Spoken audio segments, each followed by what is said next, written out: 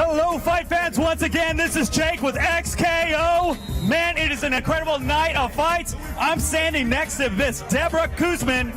She's here. The last time we saw her in October, she was doing all sorts of crazy knockouts.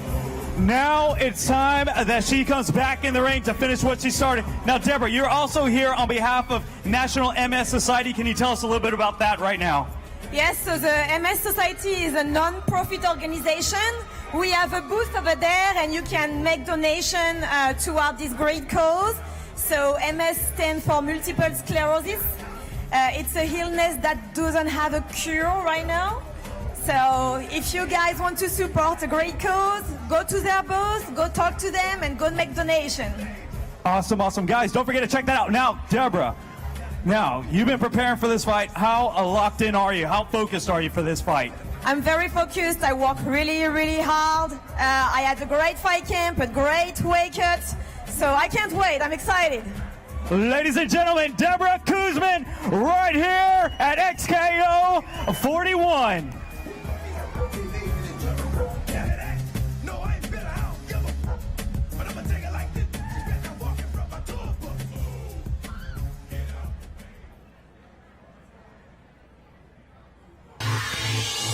This fight is brought to you by TFastOnline.com and EC Tucker Electric Company, serving the Dallas-Fort Worth Metroplex and providing all your MRO and electric needs. Right here with James, the Texecutioner Vic, who is in the top 10 rated in your division in the UFC. Yes, sir. And we'll talk about that because Dana, if you're watching, you need to give this man a title shot. You've been begging, you've been telling him. We're going to talk about that in a minute. All right. So let's get on right now. We're talking about Evers Anderson and Mitchell the Body Bruner. Right now in the cage, ladies and gentlemen, if you're tuning in, this is XKO 41, Antonio Perkins. Once again, I'm joined with the Texecutioner Vic, cage side, to talk about this fight tonight. Evers the Mauler Anderson taking on Mitchell the Body Bruner. Evers is trained in kickboxing and karate, and Mitchell is trained in wrestling and jiu-jitsu. So they're bantamweights, so you already know these guys will be all over the place. They don't mind standing up. No bantamweight division. This fight is brought to you by G-Fast Online and EC Tucker Electric. And now, introducing first, fighting out of the next bank blue corner, trained in kickboxing and karate. He stands 5 feet 6 inches tall, weighed in at 135 pounds. He brings to the cage, making his professional debut, representing Guy Metzger's Combat Sports Club, fighting out of Dallas, Texas, Evers the Mauler Anderson. And across the cage, his opponent, fighting out of the Jim Ross red corner. He's a wrestler and also trained in jiu-jitsu. He stands 5 feet 6 inches tall and weighed in at 134 pounds. He represents Twin Wolves MMA, fighting out of Harker Heights, Texas, Mitchell the Body Bruner. Your referee is Seth Fuller. All right, guys, you got my instructions in the dressing room. Let's keep this fight clean. Fight when I say fight, stop when I say stop, and protect yourselves at all times. Touch gloves, go to your corners, and come out fighting.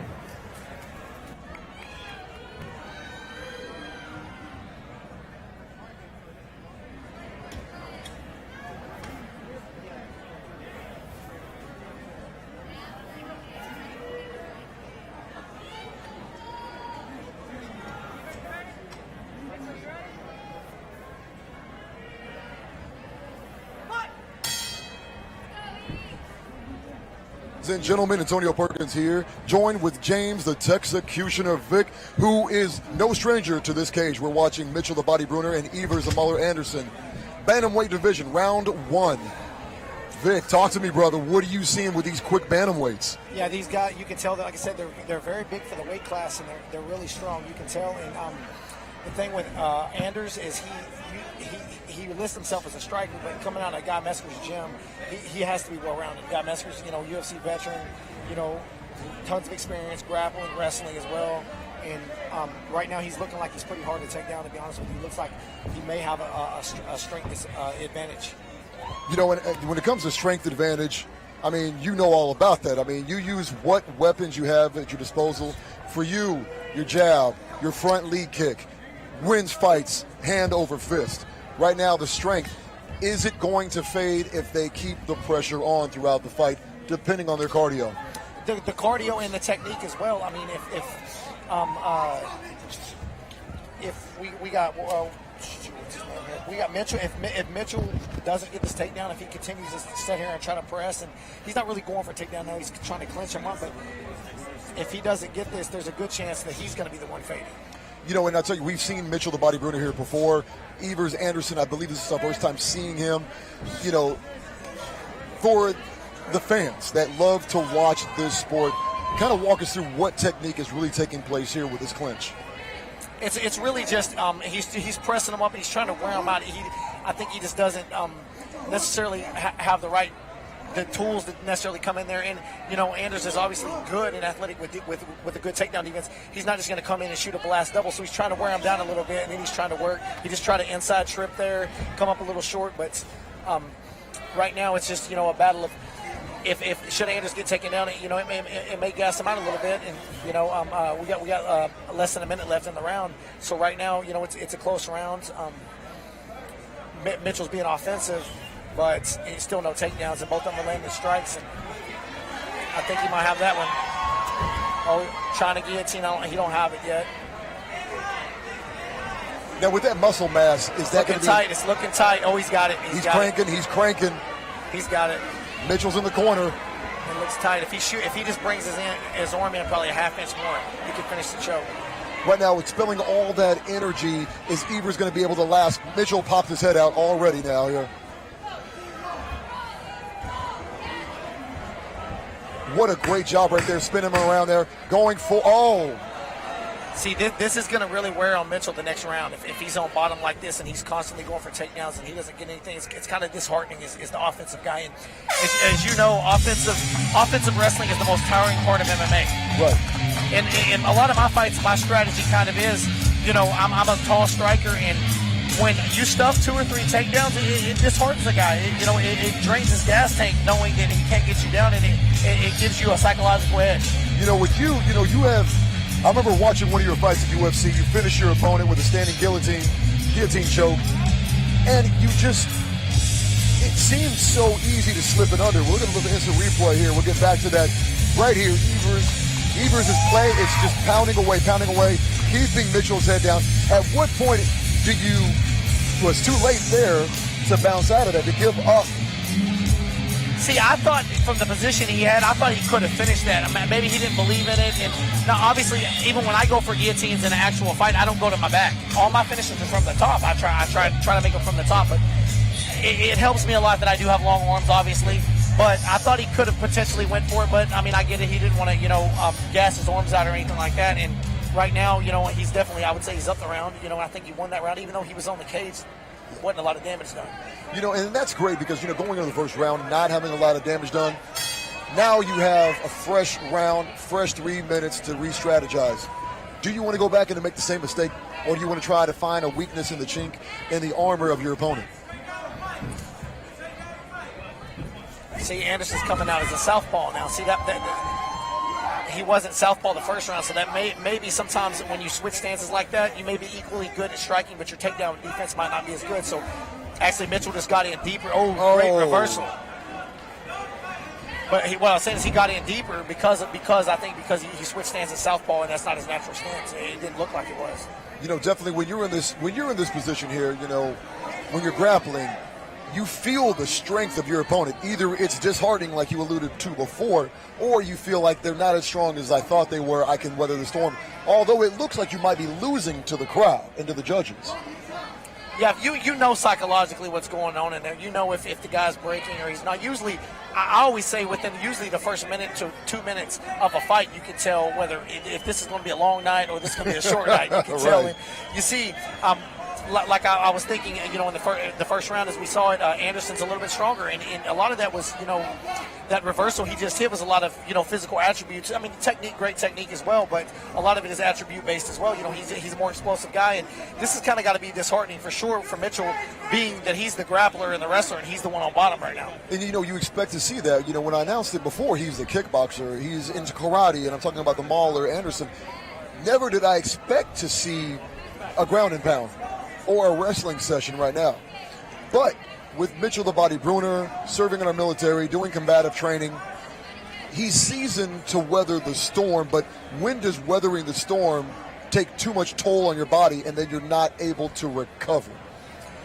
No, for sure, I agree. And here's another thing: when you're on bottom like this, and you're down to 1 minute left in the second round, which means you've pretty much lost 2 rounds at this point. Here's the thing: there's a time. Did I come here to win or did I come here to survive? You can stay out here on bottom and not take any chances, and you can survive and lose a decision. But this next round, he's going to have to come out. Assuming nothing big happens in the next 40 seconds, he's going to have to come out and he's going to have to take a chance if he wants to win. Because if not, he's just going to coast and lose the decision, Right now, Evers Anderson definitely, in your opinion, is he winning the last 2 rounds here?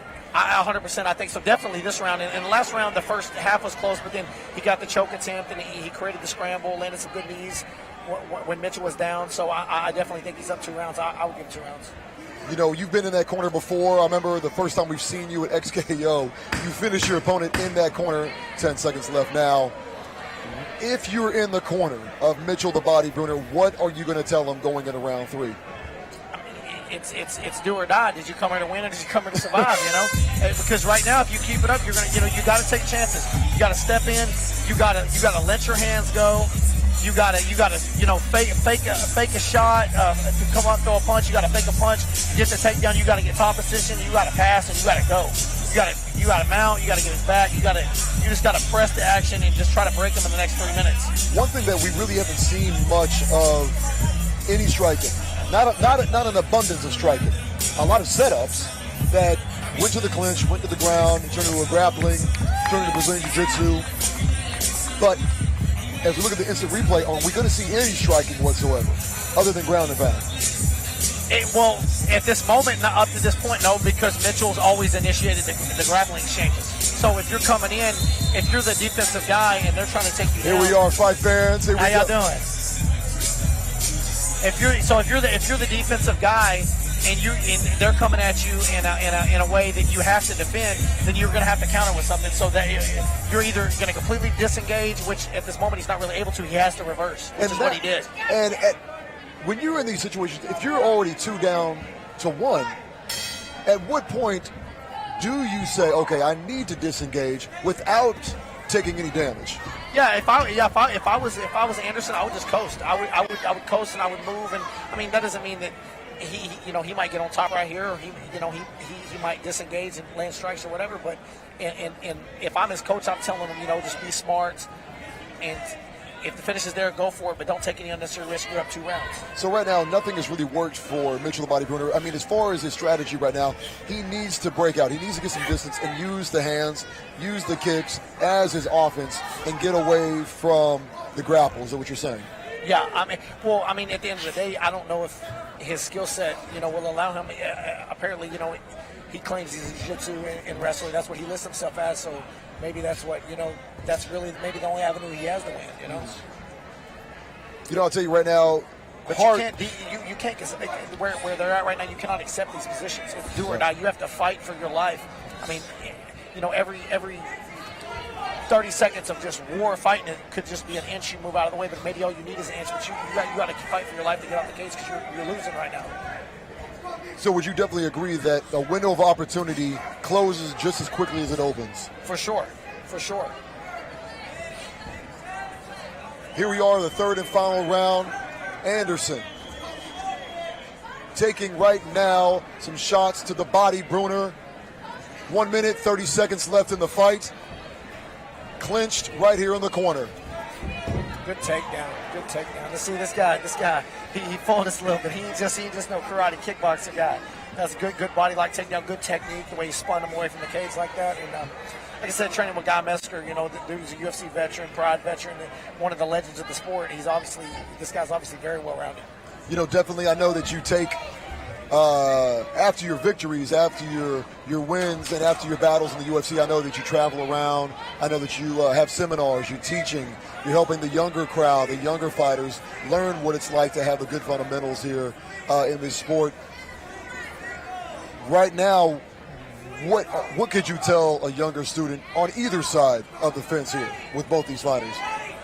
Well, with Anderson, you know, obviously he has a good record, and he's well-rounded. I would say, obviously, if it ain't broke, don't break it. You know, keep doing what you're doing.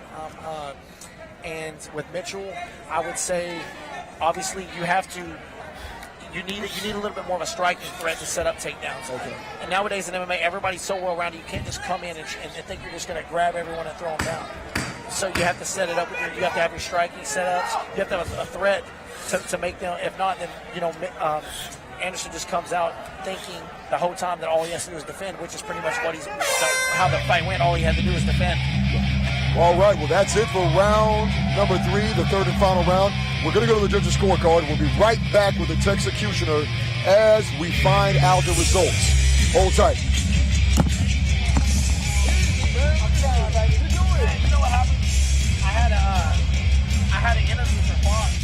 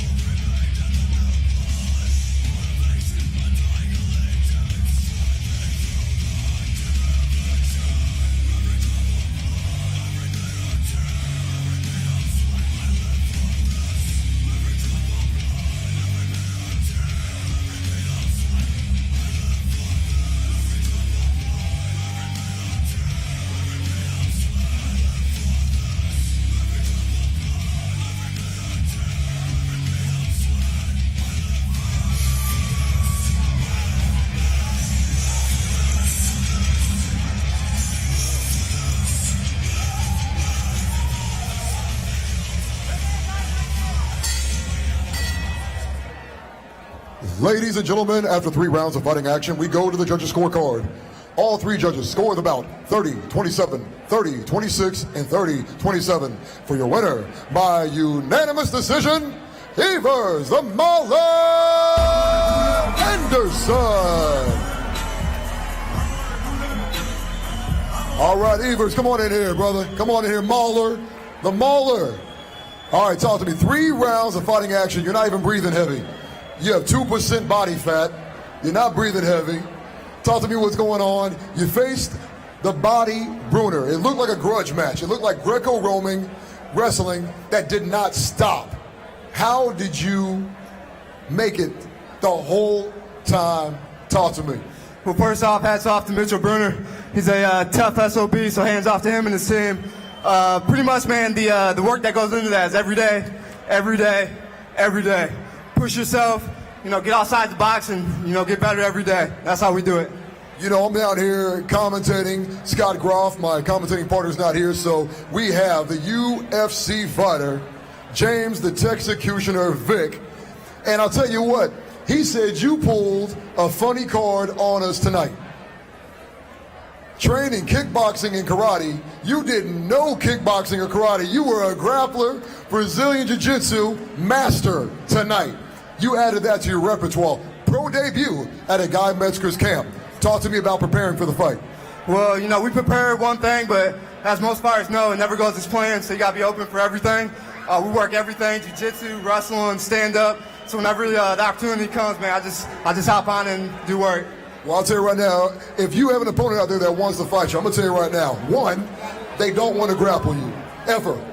They don't want to get within, if it's more than striking reach, they don't want to touch you. Because tonight you definitely put on a clinic on how to control your opponent. You almost finished the fight in round 2. You almost finished it in round 3. But I'll tell you what, you never gave up. You never gave up. You kept fighting. You never gave them an inch. Congratulations. Anybody else you want to thank?